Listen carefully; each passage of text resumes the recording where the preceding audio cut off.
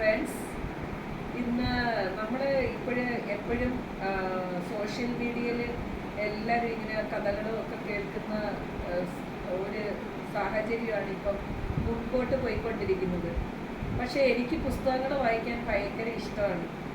ഞാൻ ഈ ഇടയായിട്ട് സ്ഥിതി പബ്ലിക്കേഷൻ്റെ കുമ്പളങ്ങ എന്ന ഒരു ഹാസ്യ പുസ്തകം ഞാൻ വായിക്കുകയുണ്ടായി. അത് നമ്മുടെ VT കുരീപ്പുഴ സാറിൻ്റെ പുസ്തകമാണ്. VT കുരീപ്പുഴ സാർ എഴുതിയ ഹാസ്യ ഒരു പുസ്തകമാണ്. അതാണ് കുമ്പളങ്ങ. ഈ പുസ്തകത്തിൻ്റെ പേരാണ് കുമ്പളങ്ങ. ഇത് കുമ്പളങ്ങ നൈറ്റ്സ് സിനിമയുടെ സ്റ്റോറിയൊന്നുമല്ല. കുമ്പളങ്ങി നൈറ്റ്സ് എന്ന് പറഞ്ഞൊരു സിനിമയുണ്ട്, പക്ഷേ ആ സിനിമയൊന്നുമല്ല. ഇത് കുമ്പളങ്ങ. എന്നിട്ട് ഇതിൽ ഒത്തിരി നല്ല കഥകൾ. പിന്നെ അമ്മ തൊട്ടടുത്ത വീട്ടിൽ പോയിട്ട് കുമ്പളങ്ങ വാങ്ങിക്കൊണ്ടുവരാൻ പറയുന്നു.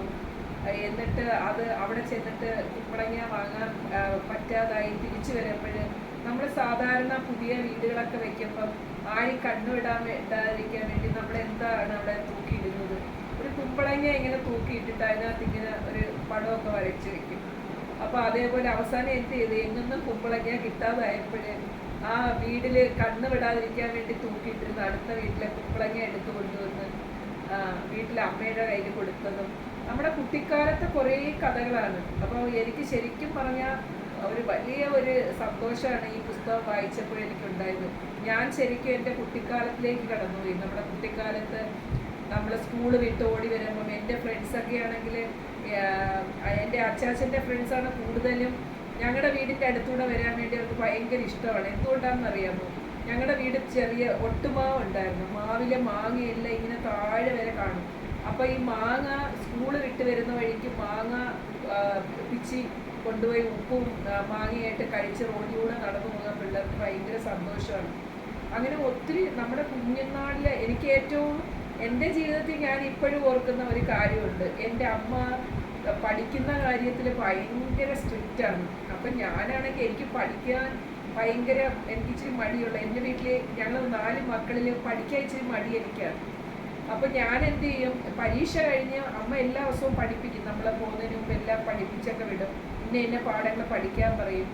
തിരിച്ചു വരുമ്പം അമ്മ നമ്മുടെ സ്കൂളിലെ പരീക്ഷ കഴിഞ്ഞ ക്വസ്റ്റ്യൻ്റെ ഓരോ ആൻസറും വീട്ടിൽ വരുമ്പോൾ നമ്മളടുത്ത് ചോദിക്കും, എഴുതിയോ ഇല്ലയോ എന്ന് അറിയാൻ വേണ്ടിയിട്ട്.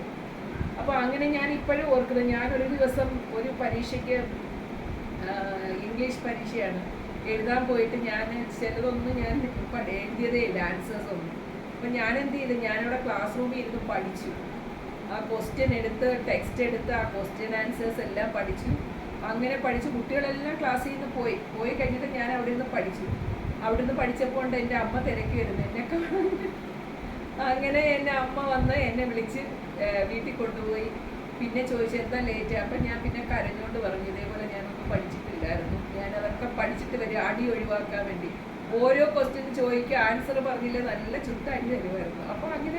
അപ്പോൾ അതൊക്കെ എപ്പോഴും നമ്മൾ മക്കളെ രക്ഷപ്പെടണം, പഠിക്കണം, നന്നായി വളരണം എന്ന് പറഞ്ഞ അമ്മമാരുടെ ഒരു ആകാംക്ഷയുണ്ടല്ലോ.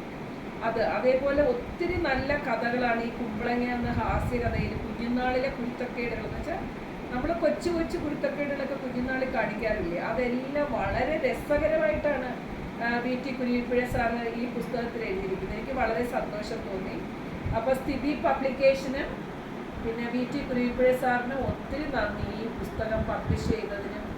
പിന്നെ എനിക്ക് എൻ്റെ കയ്യിൽ എന്തായാലും ഈ പുസ്തകം കിട്ടി. അപ്പോൾ എൻ്റെ കയ്യിൽ ഈ പുസ്തകം എത്തിച്ചു തന്നതിനും എനിക്ക് പ്രത്യേകം നന്ദി. അപ്പം നിങ്ങളെല്ലാവരും ഈ പുസ്തകം വാങ്ങിക്കുക. കുമ്പളങ്ങ ഹാസ്യകഥകൾ VT കുരീപ്പുഴ സാർ എഴുതിയ പുസ്തകം വാങ്ങിക്കുക. അതേപോലെ തന്നെ ഈ സ്ഥിതി പബ്ലിക്കേഷൻസിൻ്റെ ബുക്കാണ്. അപ്പോൾ എല്ലാവർക്കും ഈ പുസ്തകങ്ങൾ വായിച്ച് നമ്മുടെ കുട്ടിക്കാലത്തിലേക്ക് നമുക്ക് ഒന്ന് യാത്ര ചെയ്യാം. നന്ദി.